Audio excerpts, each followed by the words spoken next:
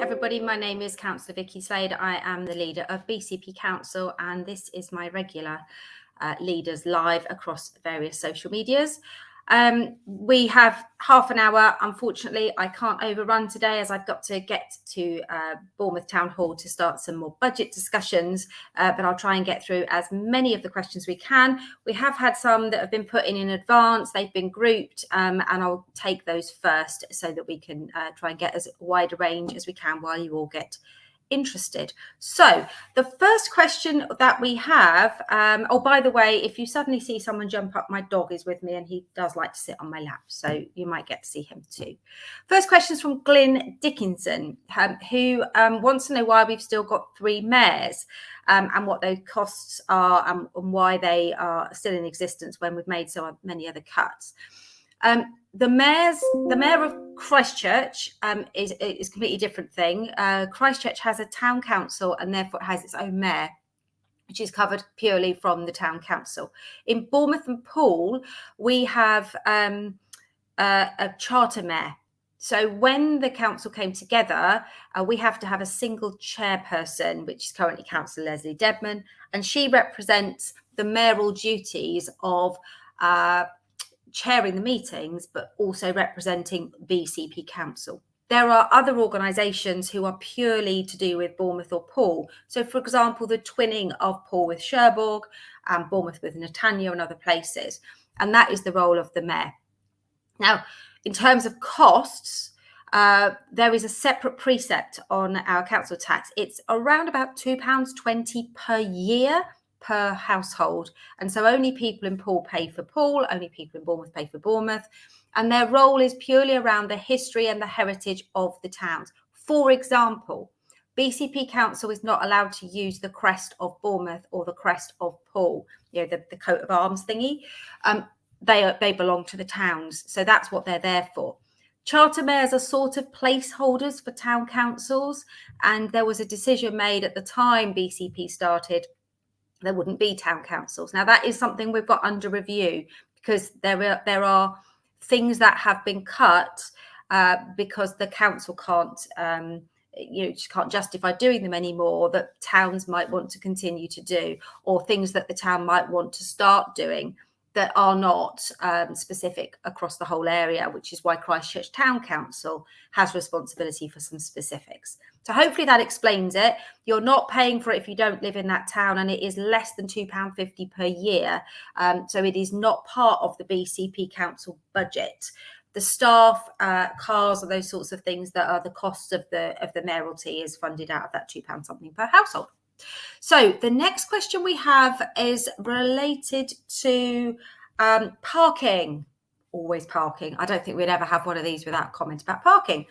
Bob on Facebook wanted to know about the profit made from parking fees.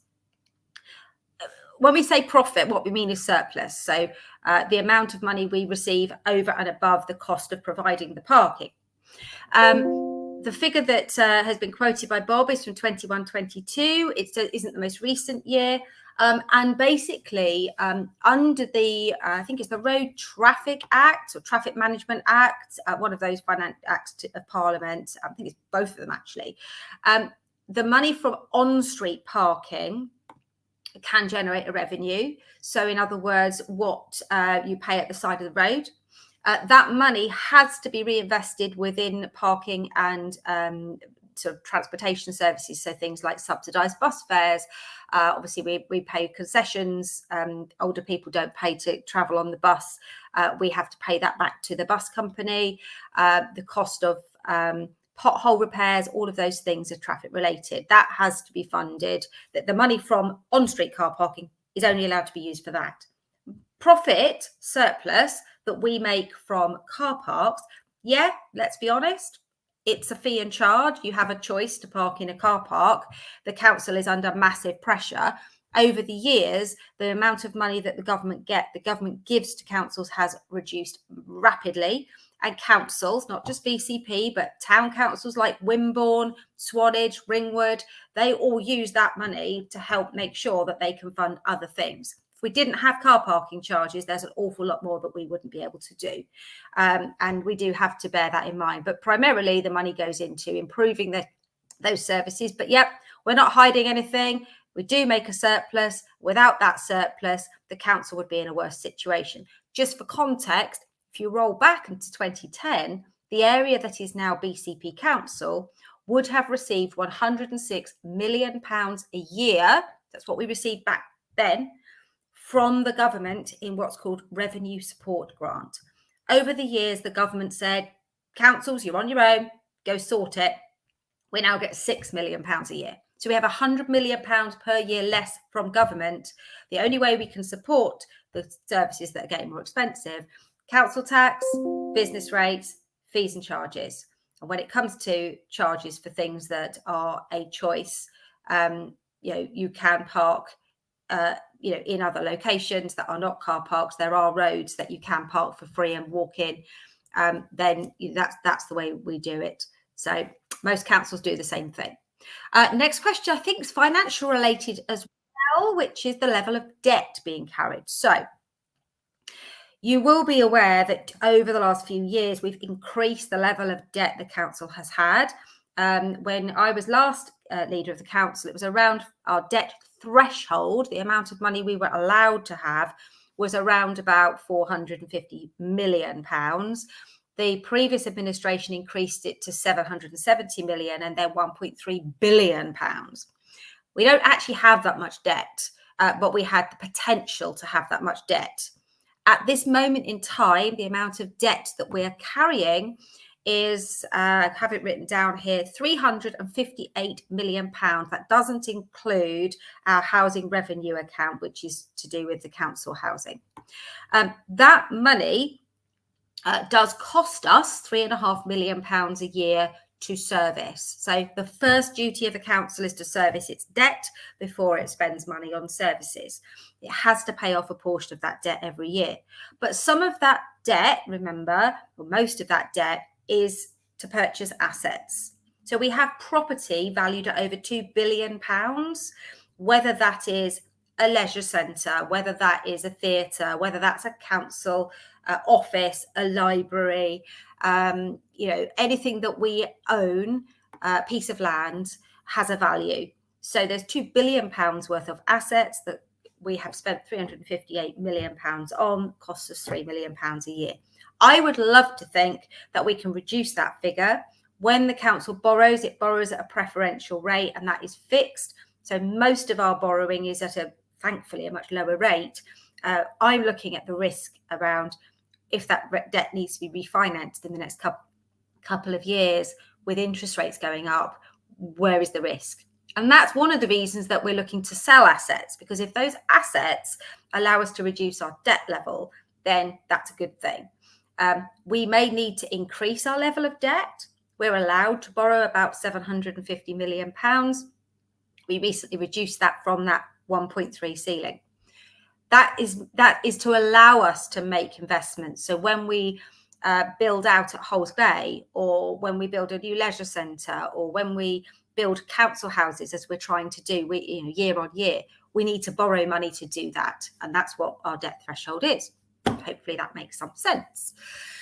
Moving on, I'm going through quite quickly. I apologise that's quite a complicated thing. Let's have a talk about camping. So Len has asked the question, if we think it's okay for you to camp overnight. No, it is not okay to camp overnight on the beach. We have a bylaw that prevents overnight camping on the beach.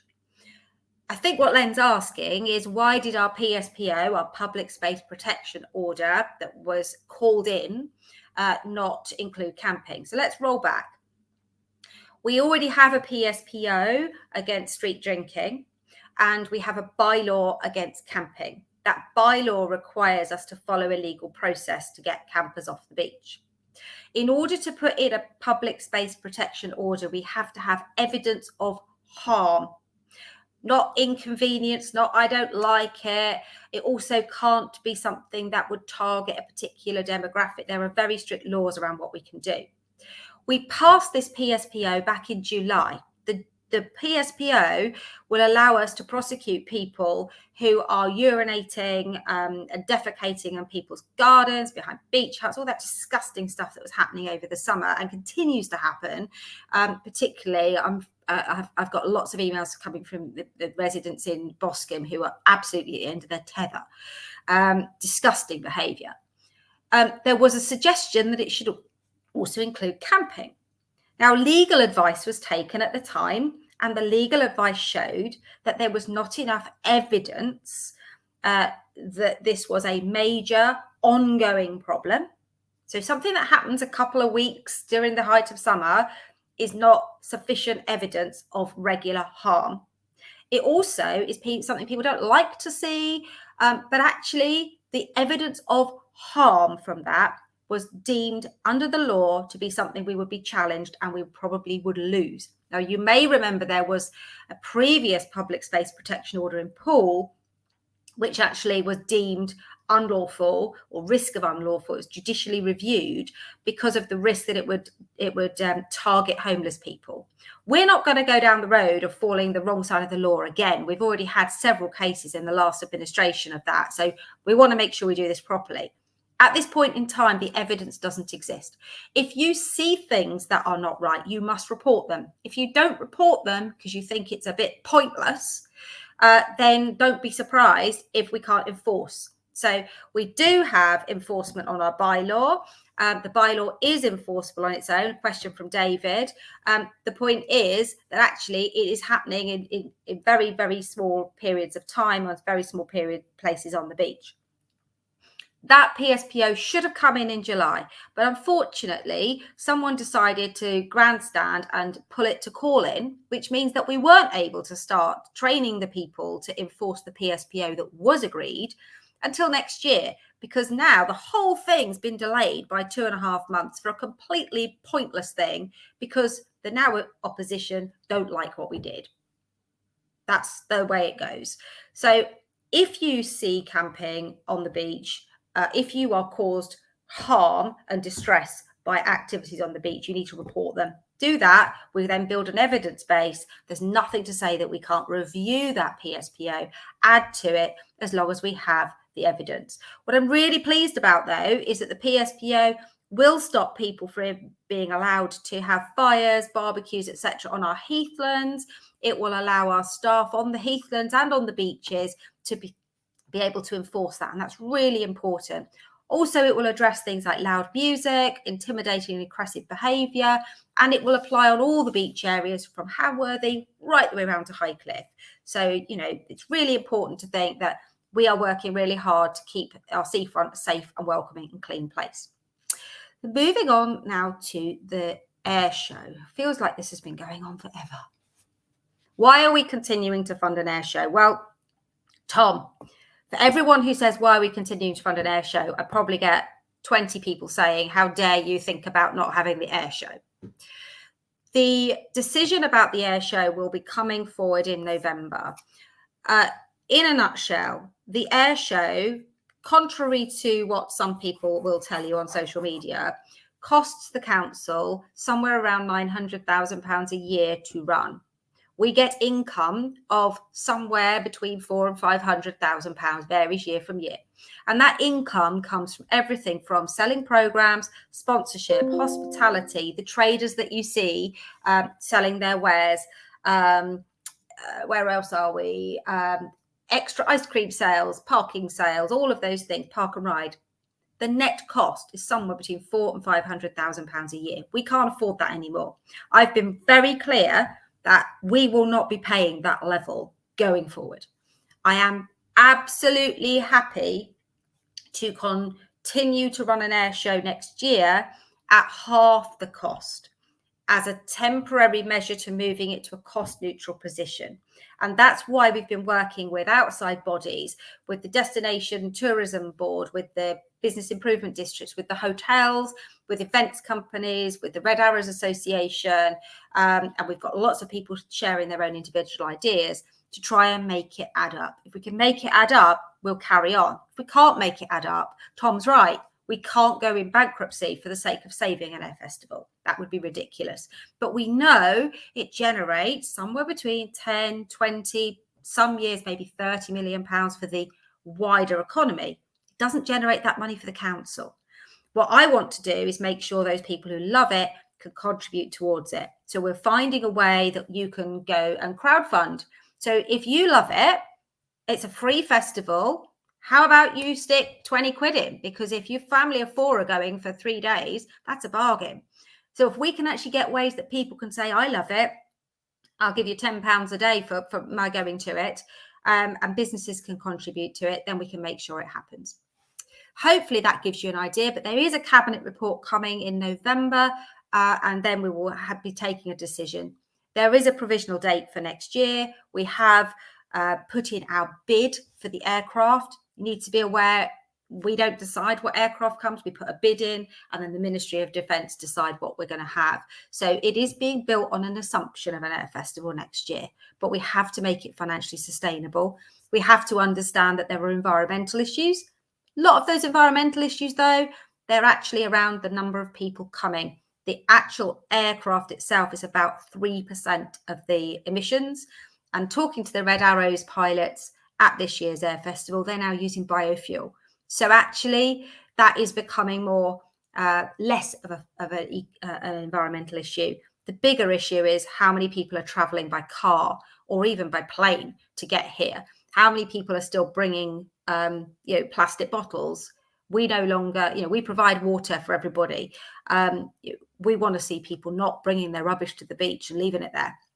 So it is very much about travelling there differently and enjoying it differently and contributing towards it. Moving on to the next question, I think is also related to traffic. So Ulez, Gigi Poulion, sorry if I said that wrong. When will Ulez or something similar be introduced in Bournemouth? We have no plans to introduce any Ulez in Bournemouth or Poole or Christchurch. Ulez is all about air quality. We monitor our air quality closely. We do have issues with particulates in this area because of our congestion, and something weird about how it interacts with salts. I went on a conference that said we have a problem with that. But in terms of the usual not noxious, no, nitrous oxide. No, that's laughing gas. Anyway, the stuff that's usually the big problem with pollution is less of an issue here. We don't need a ULEZ right now to fix the problem. What we need to do is to try to reduce congestion so that people can move about in a safe manner. And we need to keep our air quality to a level where people can safely walk, cycle, get the bus and walk to the bus stand at the bus stop. That's the priority. But there is no plan currently for a ULEZ. Now, if anybody was planning to do anything like that, we have, that can't happen overnight. That would go through a long consultation process. And in the same way as our thinking around 20 mile an hour and other measures to keep children safe at school, everything we do is subject to consultation. So we consult and we want you to engage. But one thing I have to say, parking around schools, please, guys, sorry, but let's let our children walk to school safely. The number of people we see parking on corners, which is, by the way, illegal within, I think it's 5 meters of a corner. We shouldn't have to put double yellow lines on a corner because it's already against the highway code to park on a corner. Parents who are dropping their kids off on zigzags. I've been talking to the police about how we can get the police to help us enforce those things because it's totally unacceptable. I would like to see the day where our children go back to how we were as kids, where you can cycle to school safely, where you can walk to school safely. There's got to be a way we can work together to start with our schools, make them a ring of safety around our schools, de-traffic around our schools. We've got some brilliant school streets. Let's expand on them. So I don't want to see a ULEZ, but what I do want to see is people in local areas telling us how we can make it safer for them.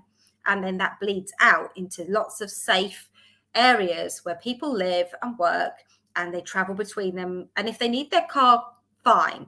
But if they can get there without a car, that has to be a good thing for everyone who can and chooses to. So this is about choice. And I'm going to nick Mike Green's Your Travel, Your Choice.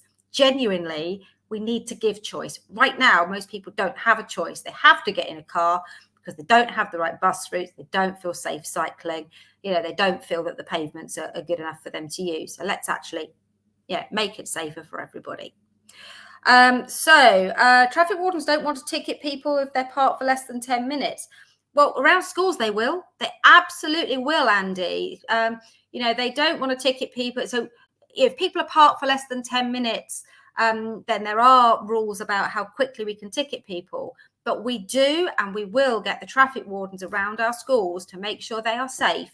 If people are parked illegally around schools, we will act and we will put programs around those schools to keep those children absolutely safe.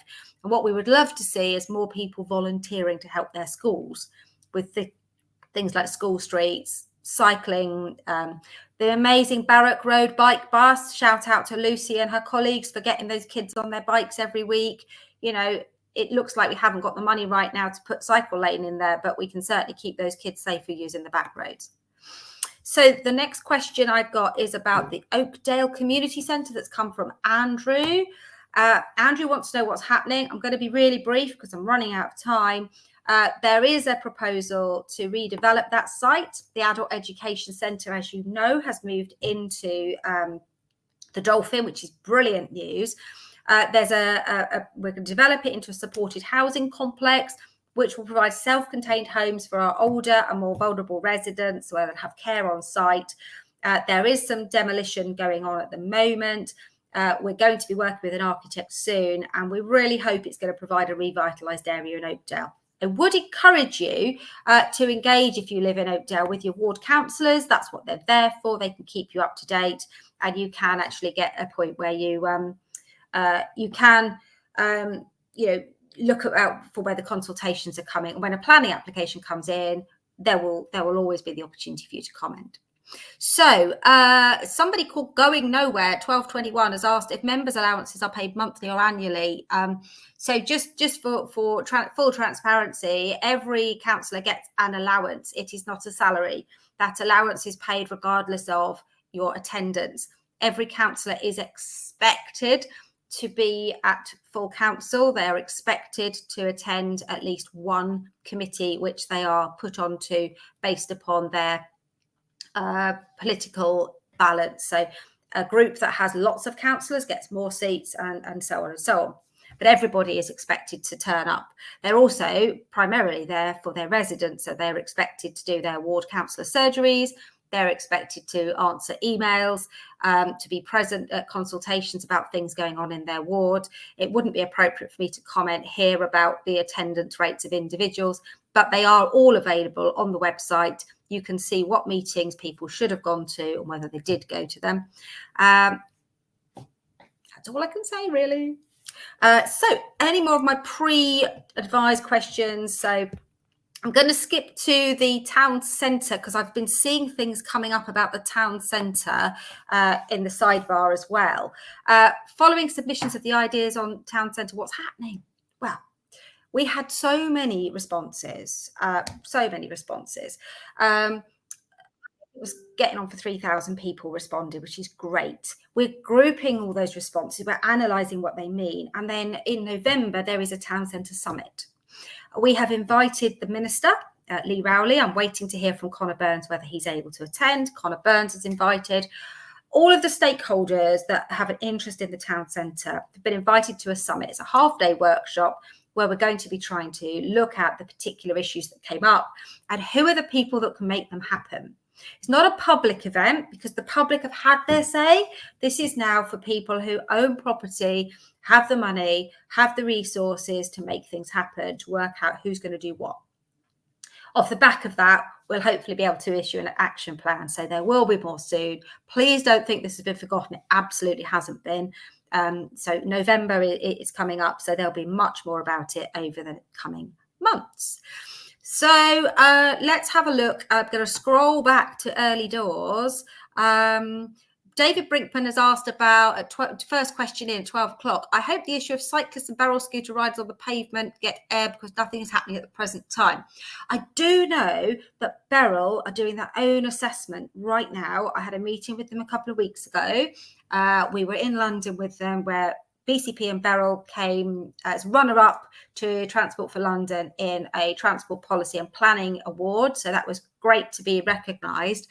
And in that, we were talking about a piece of work they're doing about seeing whether Beryl bikes on the pavement and Beryl scooters are a problem. We know that a lot of the times there's an assumption that Beryl bikes are the problem, but actually it's the illegal scooters that are the bigger problem. We could do something about the Beryl scooters because we know exactly what journeys they're travelling. So we're hoping in the next couple of months they'll be able to share that evidence with us. And if there are particular areas where they're going on the pavement, it might be because the road isn't safe. It might be because we need to do some measures there. So we're waiting to talk to Beryl on that. But I must stress, non-Beryl scooters are illegal on public land. That means you ride a private scooter on a road or a cycle path or any part of public land at all. I don't know why people bother buying them. Unless you've got your own private car park, it's pointless. No scooters are allowed on pavements unless those pavements are also cycleways and shared spaces. So we shouldn't be seeing any. And we have asked the police to enforce. It is a police matter, cyclists and scooters on pavements, not a council matter. But the police, I'm going to use their line, threat, risk and harm. They have to consider the need. So if you have a problem with that, please take it to the police because it's not at the top of the list, but they are able to enforce. They're very reluctant to chase someone down the street and cause an accident, but that's for them to answer. Estelle has asked, what are the plans to improve Bournemouth Town Centre and Boscombe? So refer you to my previous comment. We have the Town Centre Summit. So if I can park that, if you don't mind. But I am going to big up Bournemouth because you know what? There are bits of Bournemouth Town Centre that are doing so well. Commercial Road is almost 100% occupancy. It's the Marks and Spencer's property that's empty at the moment, and there's the owners of that have got plans, so it's looking pretty good. The old Christchurch roadside is looking less good. But some great new businesses in the arcade. Check them out. And my son's particular favourite is a shop, probably not allowed to say this, but a shop called Sneakered on Westover Road. If you like your secondhand designer shoes, that's where you need to go. Christmas is coming. But yes, it's not what it was. But let's be positive about some of the stuff, because I went into town and I walked up through by Picnic Park Day, which is another fabulous little place, along the Westover Road. And yes, we do have a problem with some people who are sleeping rough. We do have a problem with some beggars, and we are trying to deal with that. Now, some of the streets are a bit grimy, but you know how blooming expensive it is to do that stuff when you're having to deal with all of your staff out from 4 a.m. along places like Old Christchurch Road and the Lansdowne, picking up people's disgusting chips and vomit off the floor for 4 hours so that the place looks at least not like a hellhole. I am due to go out shortly, and the photos I've seen disgust me. So we've got to get a grip of the stuff that costs us a lot of money, which is sending staff out at 4 a.m. so that by 8 a.m, it doesn't look like somebody's just, thrown up all over the pavement. Until we can get that right, we can't do the, let's really deep clean the pavements, because it would be a bit pointless. So, that's a bit of a rant of mine. And Boscombe, just coming back to Boscombe, the Towns Fund is doing some great work. I think there's a programme about demolishing one of the shops to create a walkway through for where the new houses are going to be. We are looking at the Royal Arcade. That's a major project for a heritage building, but it's got a few problems, and we've got to try and figure that out. But there's a lot of time, money and effort going into Boscombe, which has its own £20 million fund from government to work on. Separate project. It's in phases, but you will start to see progress very, very soon. I'm going to skip all the way to a recent one. Let's have a look and see what we've got here. Dangerous parking, pavements around the Broad. Okay. Pretty much the same stuff. Any upcoming, David Oliver at 12:16 wanted to know if there's any news on the upcoming surf pool. I think they're referring to the one at Herne, which got a very large sum of money from the council in a grant. There is no application for a surf pool in BCP. The one that's proposed is on Greenbelt. Certainly wouldn't have support within the local plan to develop something like that. There is a reef that's outside of BCP or Avon Valley Country Park. That's within the Dorset area, so you need to check out what's going on there. I'm going to finish with a really contentious issue, which a LinkedIn user has asked about Israel at 12:18. Because, I think it's really important. Do we think it's wrong to be twin with Israel? We're not twin with Israel. The town of Bournemouth is twinned with Netanya, the people of Netanya. And there has been some criticism about why we're not flying the Israeli flag. And I'm going to face that one out, here, because I'm pretty appalled by some of the comments that have been made about it. What's going on at the moment in Israel and in Gaza is disgusting. It's horrific. And, my heart goes out to anyone caught up in it. I've visited Israel and Palestine. I've been to the West Bank, not to Gaza. But one of my friends, Layla Moran MP, is from Palestine. She's the first British Palestinian MP that this country's ever seen. And the way she's been treated by members of the media is frankly revolting. The reason that we are not flying the Israeli flag right now is because actually this isn't about governments, this isn't about countries, it's about people. So we have a peace flag on order. It should be with us in the next 24 hours. As you can imagine, there has been quite a demand for these over the last couple of weeks. We hold out our hearts to everyone that is affected by this on both sides. What is going on to kill and maim and terrorize civilians, men, women, children, babies across that area is just awful. I've asked our communities team to make sure they're reaching out to our Jewish community, but also to anyone in our community that is associated with Palestine. And I've also asked about what we're expecting to hear from government about the need to help refugees coming from that area. As far as I'm concerned, this isn't about a country. This is about the people who are being harmed. And this goes back way beyond 2 weeks ago. And I don't think it's appropriate for the council to take sides. Our job is to be there for the people who are affected, and we are. In terms of twinning is a historic arrangement between towns in terms of their history and their heritage. And I know that a couple of our councillors who are Jewish have been out several times to Netanya, been made very, very welcome. And I don't think this has anything to do with the people of Netanya. So I don't think the twinning is relevant. But thank you for raising it, because it's given me the opportunity to make it very clear that, everybody has a right to live in peace. These countries both have a right to exist. My views I make as an individual. I've tweeted personally about my thoughts on this, but as a council, I don't think it's right for us to take one side or the other. And so that's why we'll be flying the peace flag as soon as it arrives at the council. So, okay. Fraser sent an email for a question regarding Paul. Fraser, I'm so sorry, I haven't seen it. I'm unable to answer any other questions. It's gone 12:30. And as I say, I am about to go into Bournemouth to start looking at how we try and find the remainder of our £44 million shortfall for next year. I have to be honest with you, this is not easy. This really is the most awful financial mess. To find 15% of our budget and remove it is not going to happen without pain and harm. And we are doing our very best to try and minimise that. So we have spent weeks now locked in rooms trying to work out what are we spending money on that we don't need to spend money on? How do we do things differently? How do we do things through partners? And there will be some difficult decisions ahead, and there will be lots more headlines having a go at us, and we have to just accept that that's what leadership is about.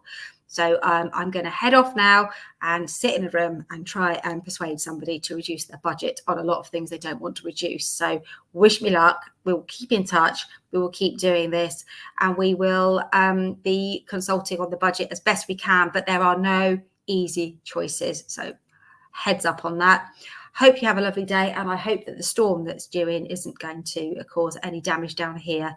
Scotland seems to be getting the worst of it. So nice to see you all again, and I'll see you all again soon. Bye.